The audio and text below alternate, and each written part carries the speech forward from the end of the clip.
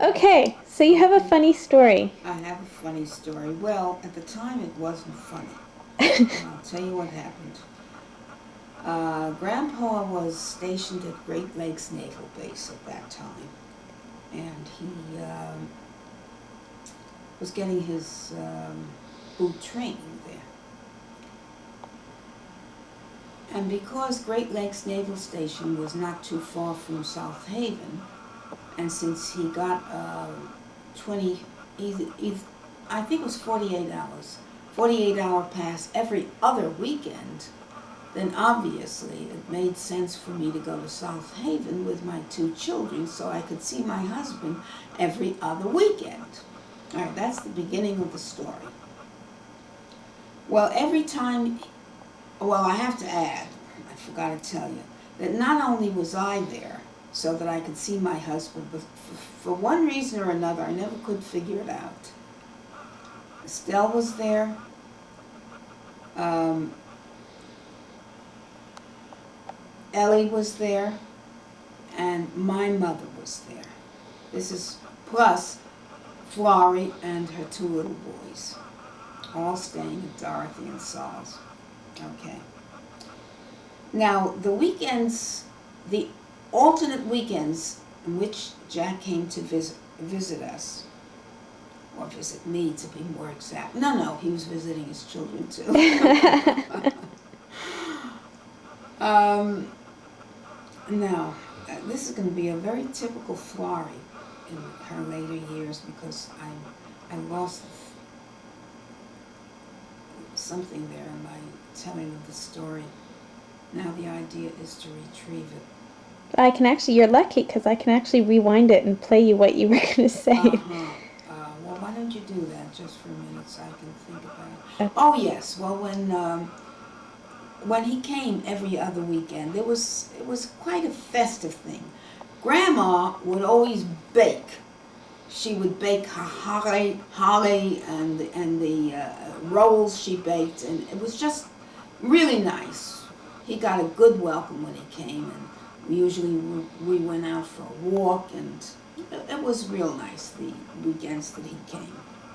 Well, one weekend he called up and he said that the amount of time that he usually got on these furloughs had been cut down, and there was no way he could get to South Haven and back.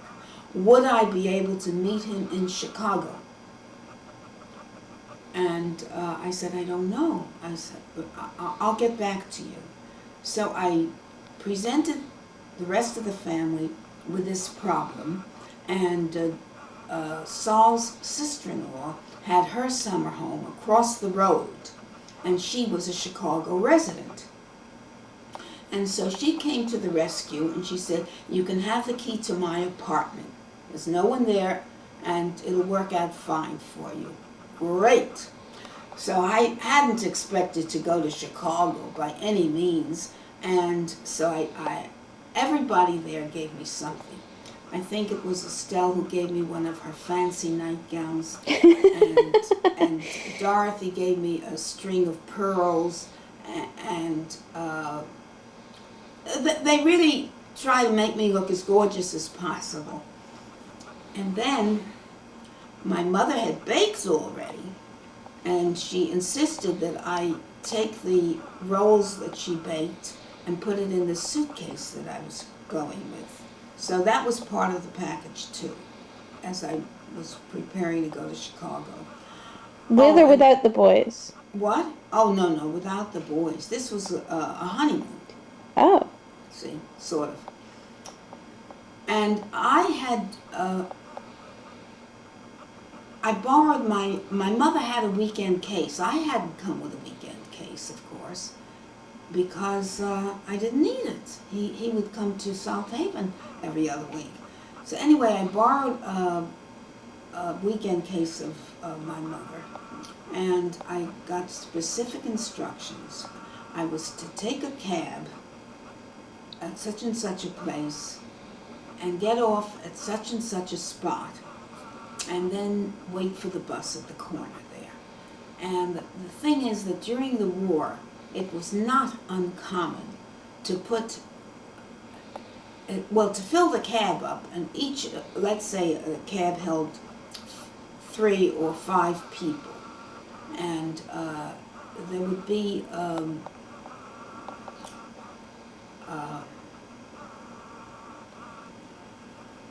they would all be strangers. Mm-hmm. They would all be strangers, but this was what was done during the war, I guess, to save gas or whatever. And I had given him, the taxi driver, I had given him this little weekend suitcase that I had, as so did everybody else who was in the cab, and he had put it in the trunk. And I was one of the first people to get off. And the driver knew that I was due to get off, and, you know, he stopped, and then he went to the trunk. By this time, it was dusk. Just between daylight and nighttime, it was dusk. And he opened the trunk, and he said, "Which one is yours?" And I pointed to the one that was exactly the right size, and I took it. And then I waited for the bus. The bus finally came. I picked up this little suitcase, which wasn't heavy, and besides which I was young, and in any case. And Hi.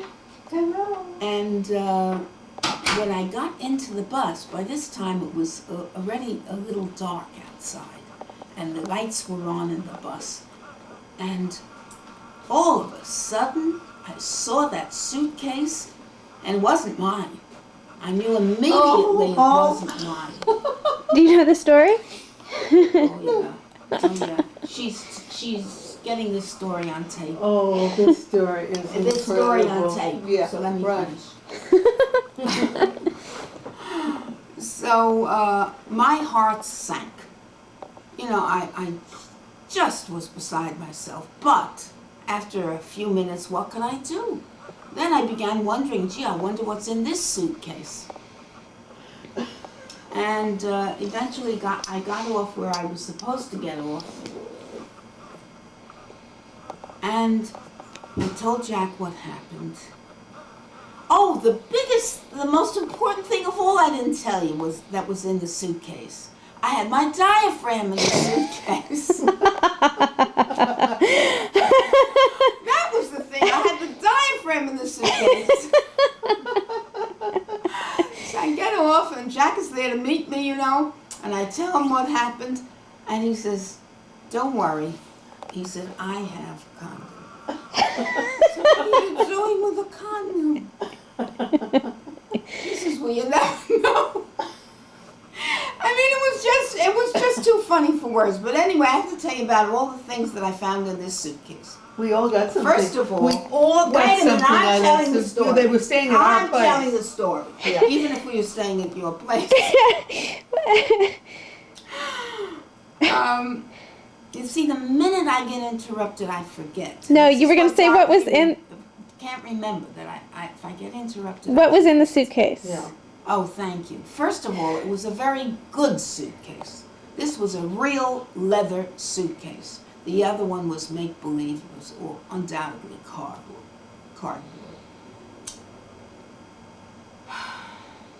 Well, there was some. The first thing I found was a checkbook That was good.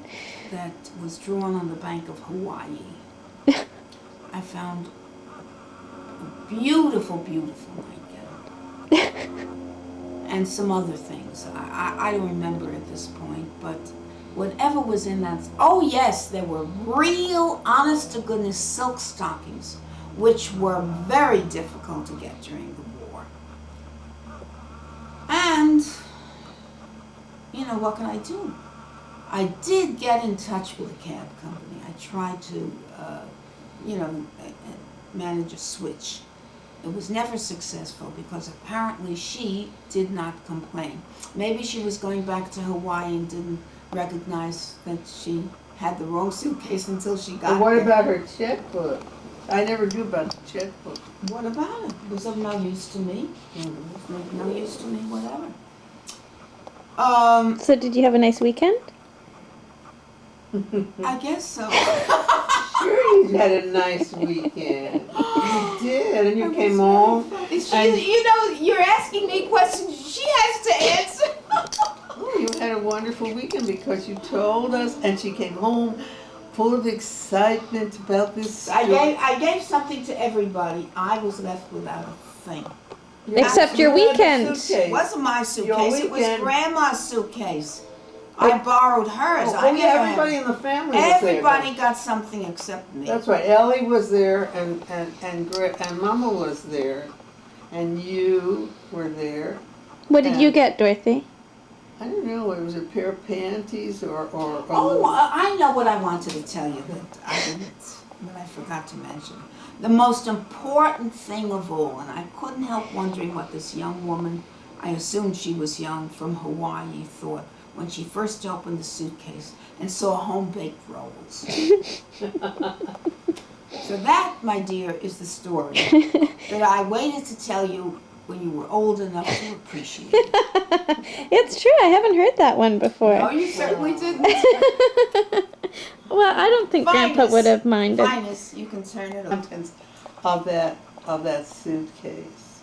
It was beautiful, very expensive, beautiful things. And I think there was got something. I think there was a very colorful chemise in there too. I don't remember. Yeah. Her memory is phenomenal. I mean, even if she's making it up, she thinks she remembers. Which is more than I do. You're enjoying this, aren't you, Melina? Yeah, I am.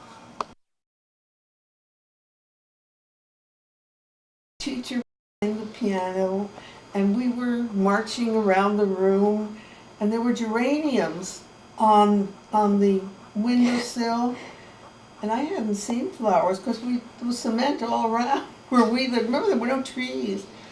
I was so delighted that I picked the tree in my first experience with a flower. And so I picked, and then the music stopped. And she said, "That girl over there, get into the corner." Oh. And there I was, the very first day in kindergarten, and the door was open, and Gert was in second grade at that time, and she went by and she went to, she came to call me because she was supposed to be responsible for me, and she had brought lunch for both of us, and she said, "Honey," you see, my name was Kanadvora, and she said, and I hated to be called that because, "Honey," at the top of her voice, and she said, "Wait till we get home. Wait until I tell Mama that you're always in trouble. The first day you go to school, there you are in trouble again." And that was my first experience in school. Did you know that? You remember that? Yeah, I remember you telling that story. It reminds me of my first day in kindergarten at school. God. At home, everybody, I really got treated very well. I remember that. I really did. She was so special. I don't know that I was special, but I certainly remember being treated well. And, that I think sometimes they loved me simply because I had dimples. Nobody else in the family had dimples. Well, you also were always entertaining us. You had so many Well, stories. whatever. I had these dimples, and nobody made me feel self-conscious about having these lovely dimples. And I get into my kindergarten class, first day of school, and the kids became aware, and they started to point at me and say, "She has holes in her cheeks, she has holes in her cheeks." And they went into a chorus about the holes that this classmate of theirs had in her cheeks. And that's my story. But how did it make you feel? What? Well, I think I was almost in tears. I didn't expect anything like that. Did you like your dimples after that? Oh, I've never had any objection to my dimples. I mean, I always got compliments about them. Except that one time. At that very crucial time, yeah. I had a really traumatic experience. When I was in second grade, I just loved reading. I could read already, and we had no library, but there was a church across the street from the school that had a library. They were just putting the library in because it was a new school, and they consented to put it down in the basement of their church. Well, I could read and I could write, and so I wanted to go to the library, and I asked for a card, and they said, well, your parents have to sign it. And I knew I was not supposed to go to church. We were Jewish, and it was a sin to go to church. So I took the card and I signed my father's name. I could do that at 7, you know. Wow. What a beginning. And I brought a book home. And Do you then remember the book? I remember what happened. My father said, where did you get that book? And I said, in the library. And he said, well, how did you get the book? You have to have a card if you go to the library. He said, let me see the card. Well, I don't know whether they had the card on, but he found out that I had forged his name. Oh my. I started out early with trouble. And I got a spanking. And in crying and crying and crying, I said, I knew if I went to church, I was going to get a licking. Oh. Papa said, no, you did not get a licking because you went to church, but because you signed my name. So, you remember that one? No. No, I don't think that I was with you at that time. I don't remember. No, I mean, I've told that because Yeah. that was also a pretty traumatic Yeah, experience I for a imagine child. that, I yeah. had a lot of them. So could you keep the card? Well, I think, oh yes, my father was really anxious and happy that I cared that much about books. And so, of course, it was a lesson not to forge Well, you know anybody's name. But you see how innocent children are, that they know they're not supposed to go to a church, so what do? You hide it from your parents if you've been in the church. Mm-hmm. You know, I personally was not involved. The story is I got it from one of my older sisters, and I believe it was Gert. She was out with my father, our father, and for whatever reason, he just wanted to be left alone. And he told her that if she found a 4-leaf clover, he would give her a dime. I will tell the true story because I was there. Okay.